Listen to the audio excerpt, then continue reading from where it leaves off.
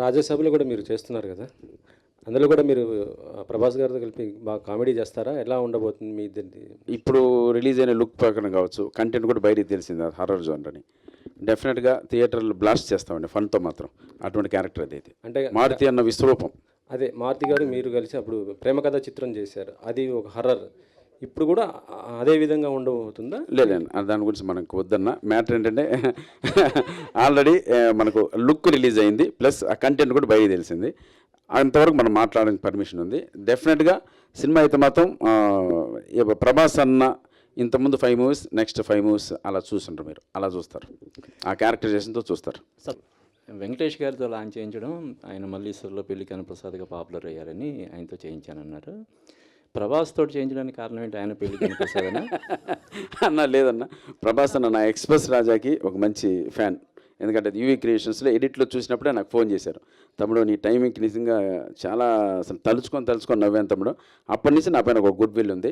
అలాగే లక్కీగా మన మారుతి అన్న సినిమా రాజాసాబ్లో ఒక మంచి క్యారెక్టర్ త్రూ అవుట్, ప్లస్ సలార్లో కూడా చేశాను, ఒక మంచి ర్యాప్ ఉంది. అడిగాను అన్న ఇదన్నారు, ఫస్ట్ నేను చేస్తా బట్ నేను ఆ కంటెంట్ చూడాలి, అవుట్పుట్ చూడాలి అన్నారు. కొన్ని సీన్స్ చూపించాను, డెఫినెట్గా నచ్చి మెచ్చి ఇచ్చాను. ఆయనకు కూడా బాగా రిలేట్ అవ్వటం వల్ల చేసి ఉంటారు అనుకోవచ్చు. ఇంకా మీరు ఎలా అనుకుంటే ఎలా. అంటే సప్తగిరి గారు ఇప్పుడు పెళ్లి కనప్రసాద్ అనే పేరుతోటి అల్లరి నరేష్, శివాజీ కూడా యాక్ట్ చేసిన సినిమా ఉంది, వాళ్ళ బ్లెస్సింగ్స్ కూడా తీసుకుంటారా? 100% ఉండే సార్, మంచిదే కదా. ఇప్పుడు శివాజీ అన్న కోర్టులో ఎరగదీశారు, అల్లరి నరేష్ గారు నాంది లాంటి సబ్జెక్టులతో వేరియేషన్ తీసుకొని మంచి సినిమాలు చేస్తున్నారు. సో వాళ్ళ బ్లెస్సింగ్స్ కూడా మా సినిమాకు ఉండాలి. తిరిగి గారు ఇందాక మాట్లాడుతూ అదే కొన్ని క్రైమ్స్ చూసినప్పుడు చాలా భయం వేసింది అన్నారు కదా, అంటే ఫ్యూచర్లో ఏమన్నా విలన్గా కూడా ఏమైనా ట్రై చేస్తున్నారా ఏంటి? అన్న ఇప్పించన్నా, రెడీ అన్న, గడ్డం కూడా వేస్తున్నా. అది ఏది సార్, ఏదో పని కావాలని కోరుకునే వ్యక్తులు సార్. నేను అదే చెప్తాను ఇండస్ట్రీకి, పిలవండి, మీకు నమ్మకం లేకపోతే ఆడిషన్ కూడా చేస్తా, లేదు నాకు నచ్చలేదు అంటే వెళ్ళిపోతా. నేను ఆ వేరియేషన్ కోరుకునే వ్యక్తిని. ఇంకా మళ్ళీ కమెడియన్కి పిలిస్తే రెగ్యులర్ రొటీన్ వర్క్ అవుతుందని ఒక ఆలోచన. మీరు ఆడిషన్ పెట్టండి, ఆడిషన్లో ఫెయిల్ అయ్యంటే బయటకు వచ్చేస్తాను. Thank you. యా, మీ సినిమాలన్నీ సప్తగిరి గారు అక్కడ మీ సినిమాలన్నీ చూస్తుంటే డైరెక్టర్ చెప్పిందే చేస్తారని చెప్పి ఆయన కూడా చెప్పారు.